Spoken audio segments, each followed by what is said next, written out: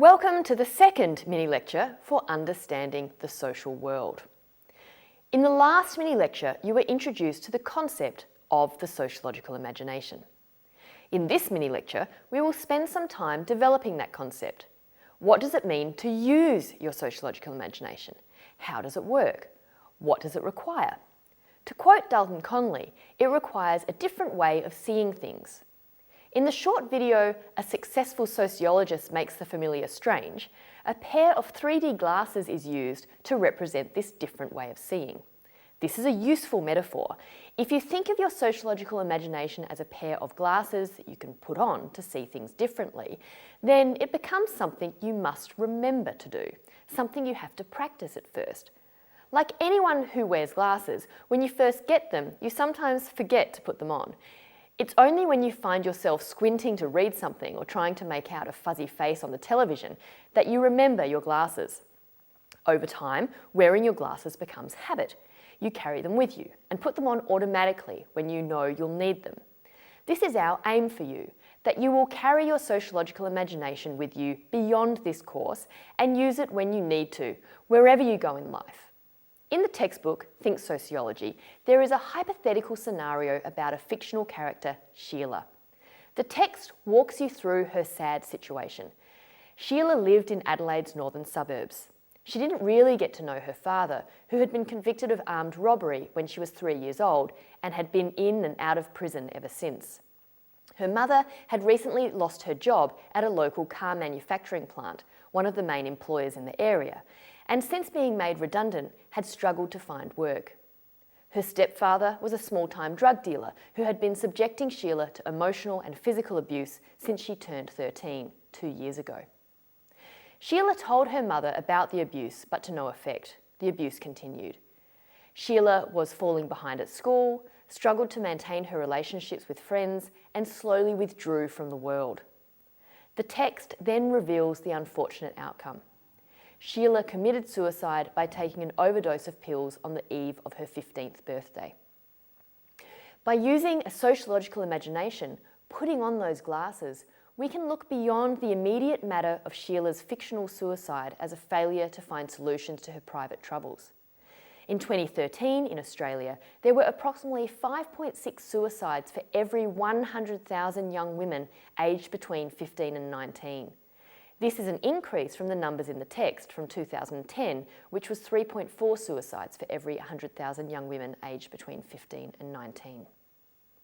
While Sheila undoubtedly experienced private traumas unique to her life, if we set her example alongside these statistics, we can see that her suicide is also part of a larger public issue. When the number of young women who committed suicide in 2008 was 3.8 in every 100,000, has increased in 2013 to 5.6 in every 100,000, there is clearly something more at play than individual circumstances. Further, there is no easy solution because each person will have their own unique set of experiences. No one else's life looks exactly like Sheila's, even if it shares similarities. What can we do as sociologists then? We might turn our sociological imaginations to focus on what changed between 2008 and 2013 to affect the suicide rate in this population.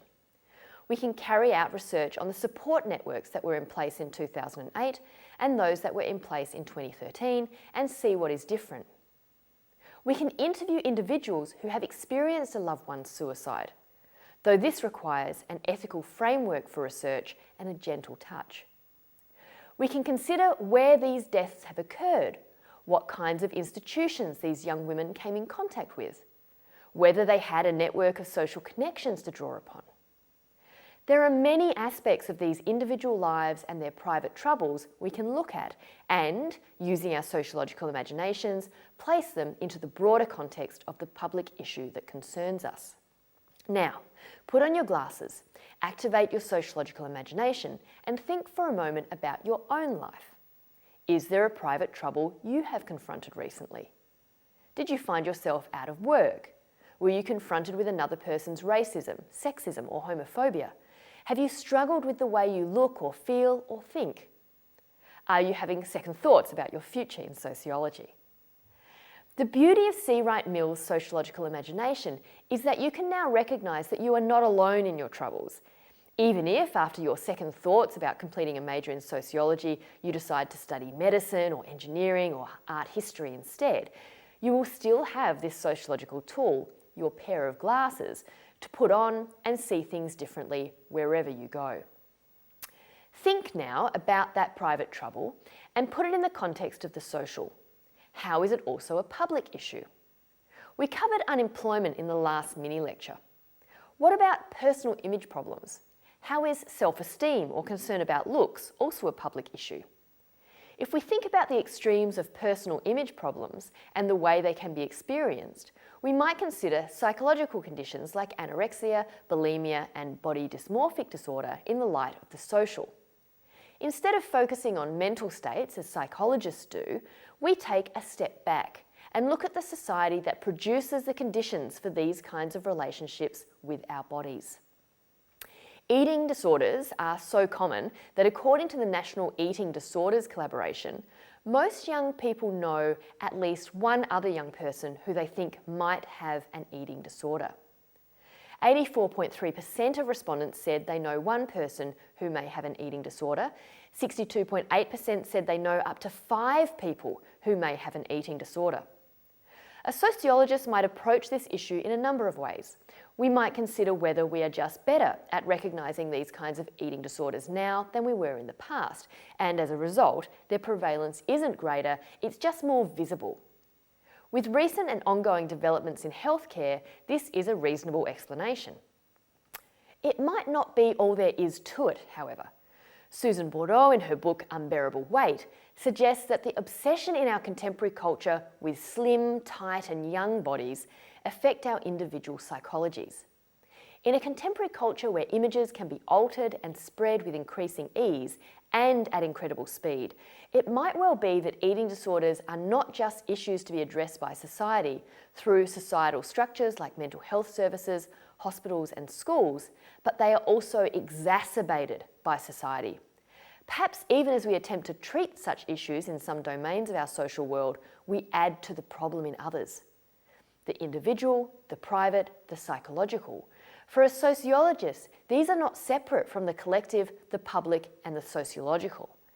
It is sobering to remember that society is made up of individuals, and individuals are made by society in complex interaction. So, where to from here? Well, today you've been given the first tool to put in your sociological toolbox. This is your sociological imagination. Over the next few weeks, you will have many opportunities to try out this new tool and to pick up several more. As a sociologist in training, you will need to practice with your new tools and hone your skills. By the end of this course, you will be able to view the social world in a new light, seeing things in ways you perhaps hadn't considered before, and certainly with a new dose of sociological rigour.